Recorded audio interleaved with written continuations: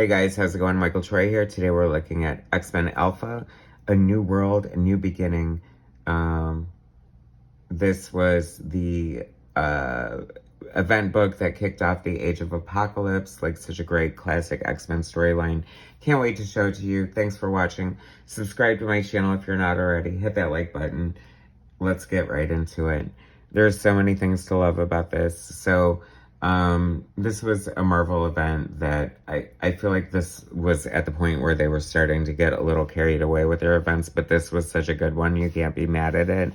Like, I love this cover. Obviously, it's the 80s because you have like this sort of foil, but this one's like super freaking special. First of all, Joe Madureira and Tim Townsend art on the cover, and like, I don't know how it's coming across in video yet, but it really just can't do it justice. And like, it's pretty freaking amazing. $4, $3.95 cover price. Totally worth it. The inside is so cool. I love seeing, like, because it's kind of embossed. Oh, it's so stunning. And these were such great visions of these characters. This is like Joe Madureira did a ton of these designs. It was like Astonishing X-Men, I feel like Amazing X-Men, and just like Wolverine with his missing hand, and introduced Blank, this cool ass version of Sunfire. Like, there is so much fun stuff going on here. And so it was like X-Men Alpha and Omega, and we're gonna look at Alpha today. 2 bookends, and then they had like a ton of miniseries in between by different artists. Joe Madureira's Astonishing X-Men was like a knockout, amazing. We'll be covering that. And so the bookend is XMen Alpha, and this is art by Roger Cruz, who is a notorious Joe Madureira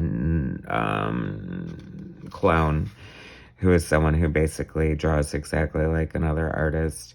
And that's not such a bad thing. I'm getting a lot of Mike Mignola out of that panel, but this is like alternative, like, versions of the X-Men due to, you know, some mishap or another. So, you know, a different reality, and they're always fighting to get back to their own reality. And it's funny, to the untrained eye, like, if you didn't know, this was Roger Cruz, and interestingly, we haven't come to the credits yet, but you would think it was Joe Madureira. And he was good and fast and had a lot of output, and pencils Roger Cruz with Steve Epting, who is also a great artist, and I'm guessing we're going to know right away when we come to his art, especially since it's going to, Tim Townsend is inking Roger Cruz, which is cool because he inked a lot of Joe Madureira, so that kind of makes it cohesive in a way. But look at these cool versions of these characters, and like I'm saying, I think a lot of them were designed by Joe, but like that Rogue is very cool and iconic. Magneto's, like, in that case, not better than the original design for my taste, so not digging the ponytails. But it's a different era. Is that Morph? I did like that character. His Blank, who would go on to be in the Exiles. Wild Child, very cool. I love that character. An original member of Gamma Flight. Sabretooth, very cool there. I do kind of like the cohesiveness of the collars happening here, and it's a little Jack Kirby in design. And not crazy about the Nightcrawler. Once again, not an improvement on the original design. Some of those Dave Cockrum designs just cannot be touched. Storm, for example, Colossus. Anytime they make a few little tweaks to them, it just never does much for me, so...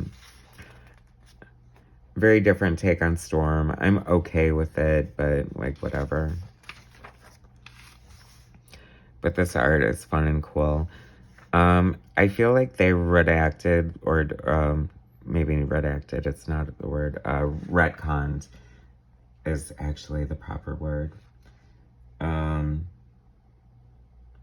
know, Silver Surfer and Scarlet Witch being Magneto's children.